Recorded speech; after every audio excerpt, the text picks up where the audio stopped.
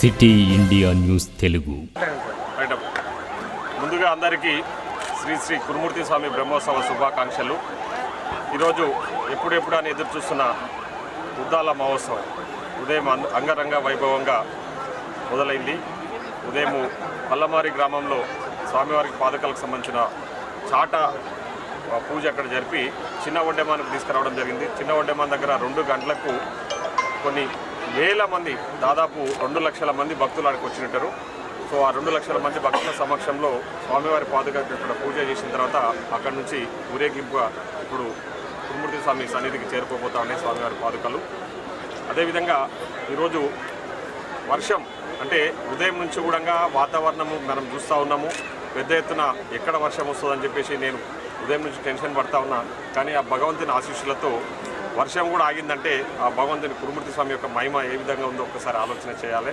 So ఈరోజు జాతరలో కూడా మీరు చూస్తూ ఉన్నారు. ఇప్పుడే నేను వస్తున్నప్పుడు ఫస్ట్ టైం చూస్తున్నా. అంటే నేను చిన్నప్పటి నుండి కూడా జాతరకు వచ్చినా కానీ ఇంత పబ్లిక్ ఎప్పుడు వచ్చినట్టు నాకు తెలియదు. కానీ ఇప్పుడు చూస్తూ ఉంటే వర్షాన్ని కూడా లెక్క చేయకుండా స్వామి దర్శనానికి కోసం అని చెప్పేసి పెద్ద ఎత్తున భక్తులు ఇక్కడికి రావడం జరిగింది.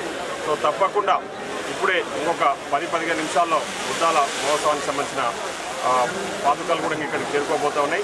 సో జాతరలో కూడా అన్ని ఏర్పాట్లు కంప్లీట్ చేసినాము. పోలీస్ వ్యవస్థ కూడా పటిష్టంగా పనిచేస్తూ ఉంది.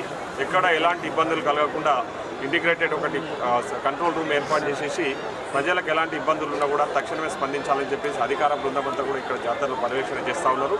సో తప్పకుండా ఎలాంటి ఇబ్బందులు లేకుండా భక్తులకు సౌకర్యవంతంగా అన్ని వసతులు కల్పిస్తామని చెప్పి సందర్భంగా తెలియజేస్తూ ఈరోజు నైట్ అంతా కూడా టెంపుల్ ఓపెనే ఉంటుంది. సో రేపు మార్నింగ్ వరకు కూడా పెద్ద ఎత్తున దాదాపు ఒక 2 నుంచి 3 లక్షల మంది భక్తులు దర్శనం చేసుకోవచ్చు అని చెప్పేసి మేము అంచనా వేస్తూ ఉన్నాం. సో దానికి సంబంధించిన ఏర్పాట్లను కూడా పూర్తి చేసినాము.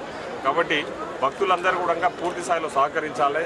అదేవిధంగా ఈ కొన్ని అంటే లాస్ట్ టైం జాతరలో కొన్ని చిన్న చెదురుమదురు సంఘటనలు జరిగినాయి. అవి కూడా జరగకుండా పటిష్ట చర్యలు తీసుకోవాలని చెప్పేసి కూడా నేను అధికారులను ఆదేశించడం జరిగింది. సో ఆ విధంగా వాళ్ళందరూ కూడా అందరం కలిసికట్టుగా పనిచేస్తూ ఉన్నాం.